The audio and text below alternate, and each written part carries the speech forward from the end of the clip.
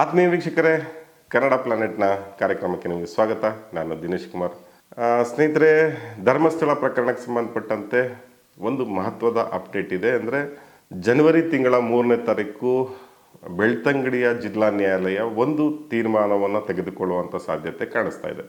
ನಿಮಗೆಲ್ಲ ಗೊತ್ತಿದೆ, 39/2025 ಎಟ್ ಧರ್ಮಸ್ಥಳ ಸ್ಟೇಷನ್ನಲ್ಲಿ ದಾಖಲಾದಂಥ ಪ್ರಕರಣ ಏನಿದೆ, ಆ ಪ್ರಕರಣವನ್ನು ತನಿಖೆಯನ್ನು SITಗೆ ವಹಿಸಲಾಗಿತ್ತು. SIT ಅವರು ಅದರ ಬಗ್ಗೆ ತನಿಖೆಯನ್ನು ಮಾಡಿ ಒಂದು ತನಿಖಾ ವರದಿ ರೂಪದ ಒಂದು ಕಂಪ್ಲೇಂಟ್ ವರದಿ, ಅಂದರೆ ಒಂದು ದೂರು ವರದಿಯನ್ನು ನ್ಯಾಯಾಲಯಕ್ಕೆ ಸಲ್ಲಿಕೆ ಮಾಡಿದರು. ಅಂದರೆ 39/2025ನ ಪ್ರಕರಣ ನಿಮ್ಗೆ ಗೊತ್ತಿದ್ದೆ, ಚಿನ್ನಯ್ಯ ಅನ್ನುವಂಥ ವ್ಯಕ್ತಿ ಬಂದು ಕೊಟ್ಟಂಥ ಪ್ರಕರಣ. ಆ ಪ್ರಕರಣಕ್ಕೆ ಸಂಬಂಧಪಟ್ಟಂತೆ ಪೊಲೀಸ್ನವರು ಆರಂಭಿಕ ಹಂತದಲ್ಲಿ ಸೆಕ್ಷನ್ 211ರ ಅಡಿಯಲ್ಲಿ ಒಂದು ಪ್ರಕರಣವನ್ನು ದಾಖಲಿಸಿದರು. ಅಂದರೆ ಯಾವುದೋ ಒಂದು ಅಪರಾಧ ಪ್ರಕರಣದ ಬಗ್ಗೆ ನನಗೆ ತಿಳುವಳಿಕೆ ಇದ್ದರೂ ಕೂಡ ನಾನು ಅದನ್ನು ಹೇಳಿರಲಿಲ್ಲ, ಅದನ್ನು ಸಕ್ಷಮ ಪ್ರಾಧಿಕಾರದ ತಂದಿರಲಿಲ್ಲ ಅನ್ನುವಂಥ ಒಂದು ಸಣ್ಣ ಒಂದು ಆರೋಪದ ಪ್ರಕರಣ. ಅದು ಒಂದು ಜುಲ್ಮಾನೆ ವಿಧಿಸಿ ಬಿಡಬಹುದಾದಂಥ ಪ್ರಕರಣ. ಅದು ಆ ಪ್ರಕರಣವನ್ನು ದಾಖಲೆ ಮಾಡ್ಕೊಂಡಿದ್ರು. ಆದರೆ SIT ಅವರು ಈ ಪ್ರಕರಣವನ್ನು ಕೈಗೆ ಎತ್ಕೊಂಡ ನಂತರ ಹಲವಾರು ಸೆಕ್ಷನ್ಗಳನ್ನು ಆ್ಯಡ್ ಮಾಡ್ತಾ ಹೋದರು. ಪರ್ಜುರಿಗೆ ಸಂಬಂಧಪಟ್ಟಂಥದ್ದು ಮತ್ತು ಫೋರ್ಜರಿಗೆ ಸಂಬಂಧಪಟ್ಟದ್ದು ಇದೆಲ್ಲ ಕೂಡ ಆ್ಯಡ್ ಮಾಡಿದ್ರು. ಇದೆಲ್ಲ ವಿಷಯಗಳು ನಿಮಗೆ ಗೊತ್ತಿದೆ. ಇದಾದ ನಂತರ ಇದು ಭಾಳ ವಿಲಕ್ಷಣವಾದ ಕೇಸ್ ಇದು. ಅಂದರೆ ಯಾರು ದೂರುದಾರನೋ ಆತನ ವಿರುದ್ಧನೇ ಪ್ರಕರಣ ತಿರುಗಿದಂಥ ಒಂದು ವಿಶಿಷ್ಟವಾದ ಪ್ರಕರಣ ಕರ್ನಾಟಕದ ಇತಿಹಾಸದಲ್ಲಿ. ಇಲ್ಲಿ ಚಿನ್ನಯ್ಯನೇ ಆ ಪ್ರಕರಣದ ಆರೋಪಿಯಾಗಿಬಿಡ್ತಾನೆ. ಚಿನ್ನಯ್ಯನನ್ನು ಜೈಲಿಗೆ ಕಳಿಸಲಾಗುತ್ತೆ. ಚಿನ್ನಯ್ಯ ಹಲವಾರು ದಿನ ಶಿವಮೊಗ್ಗದ ಜೈಲಿನಲ್ಲಿ ಕಳೀತಾನೆ. ಅದಾದ ನಂತರ ಆತನು ಕೂಡ ಜಾಮೀನು ಅರ್ಜಿಯನ್ನು ಸಲ್ಲಿಸ್ತಾನೆ. ಅವನಿಗೂ ಕೂಡ ಜಾಮೀನು ಮಂಜೂರಾಗುತ್ತೆ. ನಿಮಗೆಲ್ಲ ಗೊತ್ತಿದೆ, ಆತ ಜಾಮೀನು ಮಂಜೂರಾದರೂ ಕೂಡ ಹೊರಗಡೆ ಬರಲಿಲ್ಲ. ಯಾಕೆಂದರೆ 1 ಲಕ್ಷ ರೂಪಾಯಿ ಬಾಂಡ್ ಕಟ್ಟಬೇಕಿತ್ತು. ಆ 1 ಲಕ್ಷ ರೂಪಾಯಿ ಬಾಂಡ್ ಕಟ್ಟಕ್ಕೆ ಅವನ ಜೊತೆ ಯಾರೂ ಇರಲಿಲ್ಲ. ಈ ಸಂದರ್ಭದಲ್ಲಿ ಭಾಳ ಆಶ್ಚರ್ಯಕರ ರೀತಿಯಲ್ಲಿ ಯಾರೋ ಮುಂದೆ ಬಂದು ಅವರನ್ನು ಬಿಡಿಸ್ಕೊಂಡು ಅಲ್ಲಿಂದ ಕರ್ಕೊಂಡು ಹೋಗಿದ್ದಾರೆ. ಇದಿಷ್ಟ ನಂತರ SIT ಅವರು ಕೊಟ್ಟಂಥ ಏನು ದೂರು ವರದಿ ಏನಿತ್ತು, ಆ ದೂರು ವರದಿಯ ಆಧಾರದಲ್ಲಿ ಮುಂದೇನಾಗುತ್ತೆ ಅನ್ನುವಂಥ ಕುತೂಹಲ ಭಾಳ ಜನಗಳಿಗೆ ಇನ್ನೂ ಕೂಡ ಇದೆ.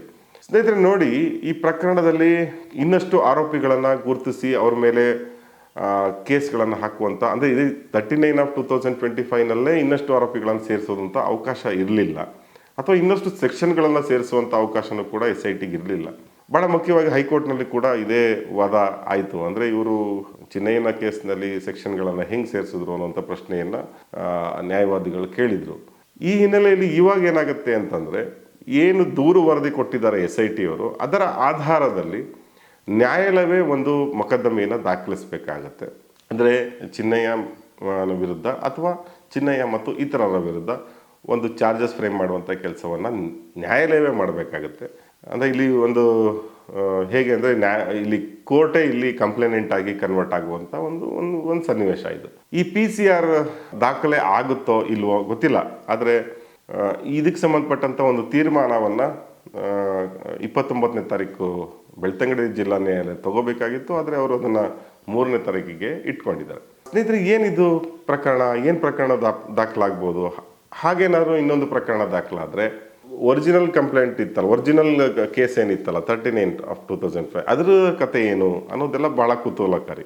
ನೋಡಿ, ಈಗಾಗಲೇ ಈ 39/2025 ಕೇಸ್ನಲ್ಲಿ ಚಿನ್ನಯ್ಯ ಅವನೇ ಆರೋಪಿ ಅಂತ ಗುರುತಿಸಿದ ಹಿನ್ನೆಲೆಯಲ್ಲಿ ಅವನು ಜೈಲಿಗೂ ಹೋಗ್ಬಿಟ್ಟು ಬಂದಾಯಿತು. ಅಂದರೆ ಅವನು ವಿಚಾರಣಾಧೀನ ಕೈದಿಯಾಗಿ ಜೈಲಲ್ಲೂ ಕೂಡ ಇದ್ದ. ಈಗ ಆತನ ವಿರುದ್ಧವೇ ಮತ್ತೆ ಇದೇ ಪ್ರಕರಣಕ್ಕೆ ಸಂಬಂಧಪಟ್ಟಂತೆ ಇನ್ನೊಂದು ಪ್ರಕರಣವನ್ನು ಹೇಗೆ ದಾಖಲಿಸ್ಕೊಳ್ಳೋಕೆ ಬರುತ್ತೆ ಅನ್ನುವಂಥದ್ದು ಒಂದು ಪ್ರಶ್ನೆ ಇದೆ. ಇದಕ್ಕೆ ಕಾನೂನು ಪಂಡಿತರೆ ಅದಕ್ಕೆ ಉತ್ತರ ಕೊಡಬೇಕಾಗುತ್ತೆ. ಅಂದರೆ ಒಂದೇ ವಿಷಯಕ್ಕೆ ಸಂಬಂಧಪಟ್ಟಂತೆ ಯಾವುದೋ ಒಂದು ಉದಾಹರಣೆಗೆ ಎಲ್ಲೋ ಒಂದು ಅಸಾಲ್ಟ್ ಆಗಿದೆ ಅಂತ ಅಂದ್ಕೊಳ್ಳೋಣ, ಯಾರ ಮೇಲೋ ಒಂದು ಹಲ್ಲೆ ಆಗಿದೆ ಅಂತ ಅಂದ್ಕೊಳ್ಳೋಣ. ಆ ಪ್ರಕರಣಕ್ಕೆ ಸಂಬಂಧಪಟ್ಟಂತೆ ಒಂದೇ ಒಂದು ಪ್ರಕರಣ ದಾಖಲಿಸೋಕ್ಕೆ ಸಾಧ್ಯ ಇರೋದು. ಒಂದೇ ಒಂದು ಹಲ್ಲೆಗೆ ಸಂಬಂಧಪಟ್ಟಂತೆ 2 ಪ್ರಕರಣಗಳನ್ನು ದಾಖಲಿಸೋಕ್ಕೆ ಸಾಧ್ಯನಾ? ಅದು ಅಸಾಧ್ಯ ಅಂತ ನನಗನ್ಸುತ್ತೆ. ಗೊತ್ತಿಲ್ಲ, ಅದನ್ನು ಕಾನೂನು ಪಂಡಿತರು ಹೇಳಬೇಕಾಗುತ್ತೆ. ಈಗ ಆ PCR ಚಿನ್ನಯ್ಯ ಸಹಜವಾಗಿ ಆರೋಪಿ ಆಗೇ ಆಗ್ತಾನೆ ಅಂತ ಅನಿಸುತ್ತೆ. ಅಂದರೆ ಅವನೇ ಇಲ್ಲಿ ಮುಖ್ಯವಾದ ವ್ಯಕ್ತಿ. ಆದರೆ ಎಲ್ಲರಿಗೂ ಇರೋ ಕುತೂಹಲ ಏನು ಅಂದರೆ, ಚಿನ್ನಯ್ಯನ ಜೊತೆಗೆ ಈ ಸೌಜನ್ಯ ಪರ ಹೋರಾಟಗಾರರು ಏನಿದ್ದಾರೆ, ಅಂದರೆ ಚಿನ್ನಯ್ಯನಿಗೆ ಸಹಕಾರ ಕೊಟ್ಟಂಥ, ಚಿನ್ನಯ್ಯ ಕಂಪ್ಲೇಂಟ್ ಕೊಡೋದಕ್ಕೆ ಸಹಕಾರ ಕೊಟ್ಟಂತಹ ಸೌಜನ್ಯ ಪರ ಹೋರಾಟಗಾರರಿದ್ದಾರೆ, ಅವರನ್ನು ಕೂಡ ಈ ಪ್ರಕರಣದಲ್ಲಿ ಆರೋಪಿಗಳನ್ನಾಗಿ ಮಾಡಲಾಗತ್ತಾ ಅನ್ನುವಂಥದ್ದು ಪ್ರಶ್ನೆ. ನೋಡಿ, ಇದಕ್ಕೆ ಸಂಬಂಧಪಟ್ಟಂತೆ ಸಾಕಷ್ಟು ಚರ್ಚೆಗಳು ನಡೆದಿದ್ದಾವೆ ಈಗಾಗಲೇ ಕೂಡ. ಹೈಕೋರ್ಟ್ನಲ್ಲಿ ಒಂದು ಪ್ರಕರಣಕ್ಕೆ ಸಂಬಂಧಪಟ್ಟಂತೆ ವಿಚಾರಣೆ ನಡೀತಿದ್ದಂಥ ಸಂದರ್ಭದಲ್ಲಿ ಹೈಕೋರ್ಟ್ನವರು ನ್ಯಾಯಾಧೀಶರು ಕೇಳ್ತಾರೆ, ನೋಡಿ ಇವ್ರನ್ನ ನೀವು ಆರೋಪಿಗಳು ಅಂತ ಹೇಳ್ತಾ ಇದ್ದೀರಾ, ಆನ್ ರೆಕಾರ್ಡ್ ಹೇಳ್ತಾ ಇದ್ದೀರಾ ಅಂತ ಹೇಳಿ ಏನು ಪ್ರಾಸಿಕ್ಯೂಷನ್ ನವ್ರಿಗೆ ಅಂದರೆ ಸ್ಪೆಷಲ್ ಪಬ್ಲಿಕ್ ಪ್ರಾಸಿಕ್ಯೂಟರ್ ಇದ್ದರು ಅವರಿಗೆ ಕೇಳ್ತಾರೆ. ಆ ಕೇಳಿದ ಸಂದರ್ಭದಲ್ಲಿ ಹೌದು ಅನ್ನುವಂಥ ಮಾತನ್ನು ಅವ್ರು ಹೇಳ್ತಾರೆ. ಆದರೆ ನೋಡಿ ಅಲ್ಲಿ ಹೇಳಿದರೂ ಕೂಡ ಏನು ವರದಿ ಕೊಟ್ಟರು ಆ ವರದಿಯಲ್ಲಿ ಯಾರನ್ನೂ ಕೂಡ ಅವರು ಆರೋಪಿಗಳು ಅಂತ ಇನ್ನೂ ಕೂಡ ಗುರುತಿಸಿಲ್ಲ SIT-ನವರು. ಆದರೆ ಏನವರು ಸಾವಿರಾರು ಪುಟಗಳ ಏನು ದಾಖಲೆಯನ್ನು ಕೊಟ್ಟಿದ್ದಾರೆ, ವರದಿಯನ್ನು ಕೊಟ್ಟಿದ್ದಾರೆ, ಆ ವರದಿಯನ್ನು ಕೋರ್ಟ್ ಓದಿ ಇದರಲ್ಲಿ ಗಿರೀಶ್ ಮಟ್ಟಣ್ಣವರು, ಮಹೇಶ್ ಶೆಟ್ಟಿ ತಿಮ್ರೋಡಿ, ಜಯಂತ್ ಟಿ, ವಿಠಲ್ ಗೌಡ ಇವರೆಲ್ಲರೂ ಕೂಡ ಆರೋಪಿಗಳು ಅಂತ ಗುರುತಿಸುವಂಥ ಸಾಧ್ಯತೆ ಖಂಡಿತವಾಗ್ಲೂ ಇದೆ, ಅದರಲ್ಲಿ ಏನೂ ಕೂಡ ಅನುಮಾನ ಇಲ್ಲ. ಆದರೆ ನೋಡಿ ಈ ಪ್ರಕರಣಕ್ಕೆ ಸಂಬಂಧಪಟ್ಟಂತೆ ಇವರೇನು ದೂರು ವರದಿ ಕೊಟ್ಟಾಗ ಮಾಧ್ಯಮಗಳಲ್ಲಿ ಒಂದು ದೊಡ್ಡ ಗುಲ್ಲು ಹಬ್ಬಿತು. ಅಂದರೆ ಚಾರ್ಜ್ ಶೀಟನ್ನು ಸಲ್ಲಿಸಲಾಗಿದೆ ಅನ್ನುವಂಥ ಒಂದು ಗುಲ್ಲು ತುಂಬ ದೊಡ್ಡದಾಗಿ ಹಬ್ಬಿಸಲಾಯಿತು. ಅದು ಆ್ಯಕ್ಚುಲಿ ತಪ್ಪಾದ ಮಾಹಿತಿ, ಸುಳ್ಳು ಮಾಹಿತಿ. ಯಾಕೆ ಇದನ್ನು ಈ ಥರ ಚಾರ್ಜ್ ಶೀಟ್ ಅಂತ ಆಗ್ಲೇ ಅದನ್ನು ಹೇಳಿದ್ರು ಅನ್ನೋಂಥದ್ದು ಕೂಡ ನಿಮಗೆ ಅರ್ಥ ಆಗುತ್ತೆ. ನೋಡಿ ಆ ಸಂದರ್ಭದಲ್ಲಿ ವಿಧಾನಸಭೆ ಅಧಿವೇಶನ ಏನು ಬೆಳಗಾವಿಯಲ್ಲಿ ನಡೆಯುವಂಥ ಸಂದರ್ಭ ಏನಿತ್ತು, ಆ ಸಂದರ್ಭಕ್ಕಿಂತ ಮುಂಚೆನೇ ಈ ವರದಿಯನ್ನು ಕೊಡಲೇಬೇಕು ಅನ್ನೋಂಥ ಒತ್ತಡ SIT ಮೇಲೆ ಕೂಡ ಇತ್ತು. ನೋಡಿ ಇದನ್ನು ಭಾಳ ಸೂಕ್ಷ್ಮ ಗಮನಿಸಿದ್ರೆ ಈ ಏನು ವರದಿ ಕೊಟ್ಟಿದ್ದಾರೆ 4,500 ಪುಟನ ಏನೋ ಇರಬೇಕು, ಆ ವರದಿ ಕೂಡ ನನಗೆ ಅಪೂರ್ಣ ಅಂತ ಅನಿಸುತ್ತೆ. ಯಾಕೆ ಅಂತಂದರೆ ಚಿನ್ನಯ್ಯ ಮೊದಲು ಒಂದು 183 ಸ್ಟೇಟ್ಮೆಂಟ್ ಕೊಡ್ತಾನೆ, ಅಂದರೆ ಈ ದೂರನ್ನು ಕೊಟ್ಟಂಥ ಸಂದರ್ಭದಲ್ಲಿ ಆಗ ಅವನು ತನ್ನ ದೂರಿನಲ್ಲಿ ಏನಿತ್ತು ಅದೇ ವಿಷಯಗಳನ್ನು ಇನ್ನಷ್ಟು ಅವನು ವಿಸ್ತರಿಸಿ ಅವನು 183 ಸ್ಟೇಟ್ಮೆಂಟನ್ನು ಕೊಡ್ತಾನೆ. ನಂತರ ಪ್ರಕರಣ ಉಲ್ಟಾ ಹೊಡೆದ ನಂತರ ಅಥವಾ ಪ್ರಕರಣ ಅವನ ಮೇಲೆ ತಿರುಗಿದ ನಂತರ ಅವನ ಹತ್ರ ಇನ್ನೊಂದು 183 ಸ್ಟೇಟ್ಮೆಂಟನ್ನು ರೆಕಾರ್ಡ್ ಮಾಡ್ಕೊತಾರೆ. ಅದನ್ನು ಅವರು ಏನಂತ ಕರೀತಾರೆ ಅಂದರೆ ಒಂದು ರೀತಿಯಲ್ಲಿ ತಪ್ಪೊಪ್ಪಿಗೆಯ ಒಂದು ಕನ್ಫೆಷನ್ ಸ್ಟೇಟ್ಮೆಂಟ್ ಅಂತ ಹೇಳ್ತಾರೆ 183ಅನ್ನು. ಈಗ ಒಂದು ರೀತಿಯಲ್ಲಿ ಏನಂತಂದರೆ ಯಾವುದನ್ನು ನಂಬಬೇಕು ಕೋರ್ಟು ಅಂತ, ಆ 183ನ ನಂಬಬೇಕಾ ಅಥವಾ ಈ 183ನ ನಂಬಬೇಕಾ ಅನ್ನುವಂಥ ಪ್ರಶ್ನೆ ಉದ್ಭವ ಆಗುತ್ತೆ. ನೋಡಿ ಎರಡನೇ 183ಗೆ ಸಂಬಂಧಪಟ್ಟಂತೆ ಆತ ಅದರಲ್ಲಿ ಹೋರಾಟಗಾರರ ಮೇಲೇ ಆರೋಪ ಮಾಡ್ತಾನೆ. ಇವರೆಲ್ಲ ನನಗೆ ಹೇಳ್ಕೊಟ್ರು, ಅವ್ರು ಹೇಳ್ದಂಗೆ ನಾನು ಮಾಡಿದೆ ಅನ್ನುವಂಥದ್ದು ಭಾಳ ಮುಖ್ಯವಾಗಿ ಒಂದು ಹೇಳಿರುವಂಥ ವಿಷಯ. ಅದನ್ನ ಅಲ್ಲದಲ್ಲೇ ಬೇರೆನೂ ಕೂಡ ಏನೇನೋ ಹೇಳಿರ್ಬೋದು. ಆ 183 ಇನ್ನೂ ಕೂಡ ಸಾರ್ವಜನಿಕವಾಗಿ ಲಭ್ಯ ಇಲ್ಲ. ಏನು ಜಯಂತ್ ಟಿ ಅವರು ಅರ್ಜಿ ಹಾಕಿ ಅವರು ಆ ವರದಿಯನ್ನು ತಗೊಂಡ್ರು, ಆ ವರದಿಯಲ್ಲೂ ಕೂಡ ಆ 183 ಸ್ಟೇಟ್ಮೆಂಟನ್ನು ಕೊಡಲಾಗಿಲ್ಲ. ಹೀಗಾಗಿ ಅದರಲ್ಲಿ ಏನು ಹೇಳಿದಾನೆ ಅನ್ನೋದು ಗೊತ್ತಿಲ್ಲ. ಆದರೆ ಆ 183 ಸ್ಟೇಟ್ಮೆಂಟ್ ಏನಿದೆ ಅದರಲ್ಲಿ ಕೊಟ್ಟಿರುವಂಥ ಒಂದು ಗುರುತರವಾಗಿ ಮಾಡಿರುವಂತಹ ಆರೋಪಗಳಿಗೆ ಸಂಬಂಧಪಟ್ಟಂತೆ ಯಾರ್ದಾದ್ರೂ ಹೇಳಿಕೆಗಳನ್ನು SIT ಅವರು ತಗೊಂಡಿದ್ದಾರಾ ಅಂತಂದರೆ ಇಲ್ಲ. ಯಾಕೆ ಈ ಥರ ಆಗಲಿಲ್ಲ ಅಂದರೆ ಅದರ ಆಧಾರದಲ್ಲಿ, ಅಂದರೆ ಎರಡನೇ 183 ಆಧಾರದಲ್ಲಿ ಒಂದಷ್ಟು ಜನರನ್ನು ವಿಚಾರಣೆ ಮಾಡೋದಕ್ಕೆ SIT ಒಂದು ನೋಟಿಸ್ಗಳನ್ನು ಕೊಟ್ಟಿತ್ತು. ಇದೇ ಗಿರೀಶ್ ಮಟ್ಟಣ್ಣವರಿಂದ ಹಿಡಿದು ಮಹೇಶ್ ಶೆಟ್ಟಿ ತಿಮ್ರೋಡಿ, ಜಯಂತ್ ಟಿ, ವಿಠಲ್ ಗೌಡ್ರು ಇವ್ರಿಗೇ ಅವರು ಕೊಟ್ಟಿದ್ರು. ಆದರೆ ಆ ನೋಟಿಸಿನ ವಿರುದ್ಧವಾಗಿ ಅವರು ಹೈಕೋರ್ಟಿಗೆ ಹೋದರು. ಹೈಕೋರ್ಟ್ನಲ್ಲಿ ಆರಂಭಿಕ ಹಂತದಲ್ಲಿ ಏನು ಕೇಸ್ ಏನಿದೆ 39 ಕೇಸ್ ಏನಿದೆ ಅದಕ್ಕೇ ಅವರು ಸ್ಟೇಯನ್ನು ಕೊಟ್ಟಿದ್ದರು ಹೈಕೋರ್ಟು. ಅದಾದ ನಂತರ ಹೋರಾಟಗಾರರನ್ನು ನೀವು ಟಾರ್ಚರ್ ಮಾಡಬೇಡಿ ಅಂತ ಹೇಳಿ ಮತ್ತೊಂದು ಆದೇಶವನ್ನು ಕೊಡುತ್ತೆ ಮತ್ತು ಆ ಸ್ಟೇಯನ್ನು ವೆಕೇಟ್ ಮಾಡುತ್ತೆ. ಇದೆಲ್ಲ ನಡೆಯುವಂಥ ಸಂದರ್ಭದಲ್ಲಿ SIT ಅವರು ಆ ಹೇಳಿಕೆಗಳನ್ನು ತಗೊಳ್ಳೇಬೇಕು ಅಂತ ಹಠಕ್ಕೆ ಕೂತ್ಕೊಳ್ಳಿಲ್ಲ. ಅಂದರೆ ಮತ್ತೆ ತಿರ್ಗಾ ಅವರು ಎರಡನೇ ಸ್ಟೇಟ್ಮೆಂಟ್ಗಳನ್ನು ತಗೊಳ್ಳಿಲ್ಲ ಈ ಹೋರಾಟಗಾರರಿಂದ. ಅಷ್ಟೇ ಅಲ್ಲದೆ ಇವರು ಸುಪ್ರೀಂ ಕೋರ್ಟ್ನ ಹಿರಿಯ ನ್ಯಾಯವಾದಿಯಾದಂಥ ಧನಂಜಯ್ ಅವ್ರಿಗೂ ಕೂಡ ಒಂದು ನೋಟಿಸನ್ನು ಕೊಟ್ಟಿರ್ತಾರೆ. ಆ ಹೇಳಿಕೆಯನ್ನು ಕೂಡ ಅವರು ಪಡೀಲಿಲ್ಲ. ಇದೆಲ್ಲ ಪಡೆಯದಲೇ ಅವರು ವರದಿಯನ್ನು ಕೊಟ್ಬಿಡ್ತಾರೆ. ಆ ಕೊಡೋದಕ್ಕೂ ಒಂದು ಕಾರಣ ಏನು ಅಂತಂದರೆ ಸರ್ಕಾರದ ಕಡೆಯಿಂದ ತೀವ್ರವಾದ ಒತ್ತಡ ಇತ್ತು.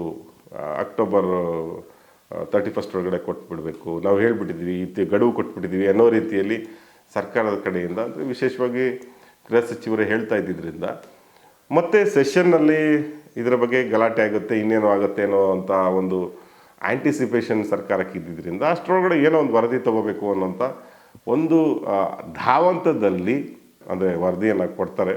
ಈ ಅಪೂರ್ಣವಾದ ವರದಿ, ಒಂದು ರೀತಿಯಲ್ಲಿ ಅಪೂರ್ಣವಾದ ವರದಿಯನ್ನು ಇಟ್ಕೊಂಡೇನೆ ನ್ಯಾಯಾಲಯ ಈಗೇನು ತೀರ್ಮಾನ ಮಾಡುತ್ತೆ, ಒಂದು PCR ಅಥವಾ ಏನು ಇಲ್ಲಿ ಉಲ್ಲೇಖಿಸಿರುವಂತಹ ಪ್ರತಿಯೊಬ್ಬ ಹೋರಾಟಗಾರರನ್ನು ಸಪ್ರೇಟಾಗಿ ಏನಾದ್ರು ಕೇಸನ್ನು ಮಾಡ್ತಾರೋ ಅಥವಾ ಒಂದು ಕೇಸನ್ನು ಮಾಡ್ತಾರೋ, ಚಿನ್ನಯ್ಯನ ಮೇಲೆ ಎರಡನೇ ಕೇಸು, ಒಂದೇ ಪ್ರಕರಣಕ್ಕೆ ಸಂಬಂಧಪಟ್ಟಂತೆ ಎರಡನೇ ಕೇಸನ್ನು ಹೇಗೆ ಮಾಡ್ತಾರೆ, ಇದೆಲ್ಲ ಕೂಡ ಬಹಳ ಗಂಭೀರವಾದ ವಿಷಯ.